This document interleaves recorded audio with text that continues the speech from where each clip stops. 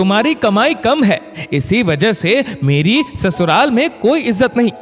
प्रमिला आंसू बहाते हुए पति मनोज को ताने दे रही थी। अरे जितना कमाता हूं सब तो तुम्हारे हाथ में लाकर रख देता हूं, और क्या चाहिए। बात रही ससुराल में इज्जत की, तो वो इंसान अपने व्यवहार से बनाता है। मनोज ने भी दो टूक सुना दिया। अच्छा जी, क्या किया मैंने, बताओ जरा, कैसा व्यवहार करना चाहिए था। प्रमिला आग बबूला हो गई। क्यों मेरा मुंह खुलवा रही हो, पिंकी सुन रही है। इतना कह मनोज बाहर जाने लगा। प्रमिला ने मनोज का रास्ता रोक लिया। अब जब तुमने छेड़ ही दिया है तो बिना बात खत्म किए मैं तुम्हें यहां से जाने नहीं दूंगी। मनोज ने पिंकी का हाथ पकड़ा और उसे अंदर कमरे में कुछ खिलौने और चिप्स का पैकेट दे बहलाया। अब सुनना ही चाहती हो तो सुनो। कल मां ने तुम्हें कहा एक बच्चा और कर लो, शायद बेटा हो जाए।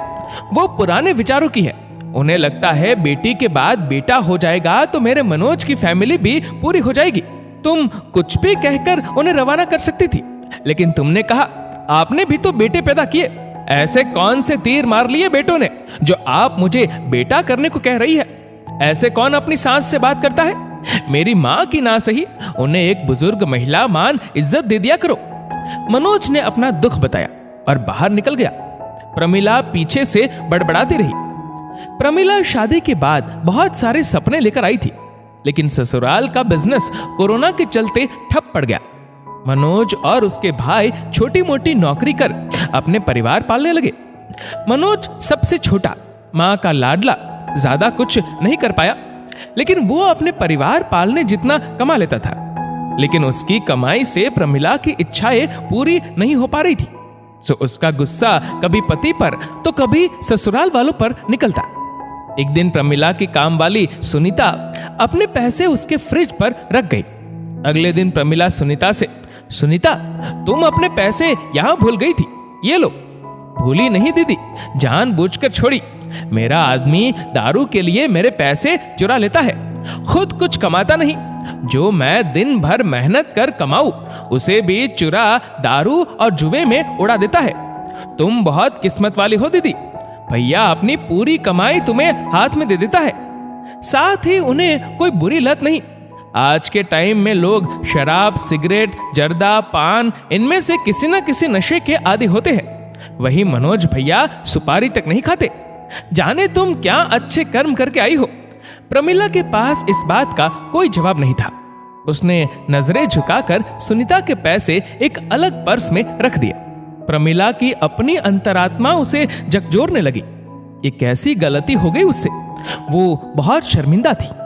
शायद आदमी की कमाई के आगे मेरी आंखों ने उसकी अच्छाइयों को देखना बंद कर दिया। क्या कर लेती मैं अगर मनोज मुझे अपनी सैलरी ना देकर अपने हिसाब से खर्च कर लेती।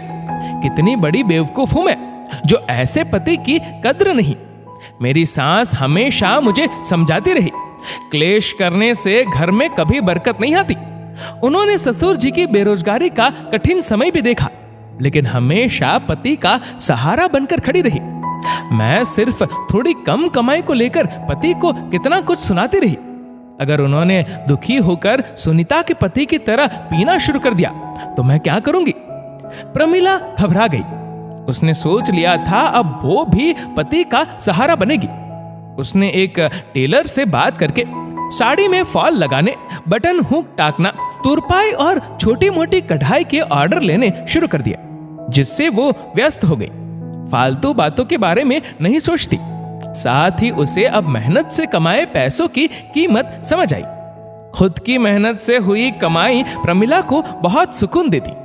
एक बार मनोज की सैलरी ना आने की वजह से वो बाइक घर के अंदर खड़ी कर बस के किराए के लिए इधर उधर चिल्लर ढूंढने लगा। प्रमिला ने बाइक की चाबी और 200 रुपए मनोज के हाथ में पकड़ाए। आपकी सैलरी नहीं आई तो क्या हुआ, अब आपकी पत्नी भी कमाती है।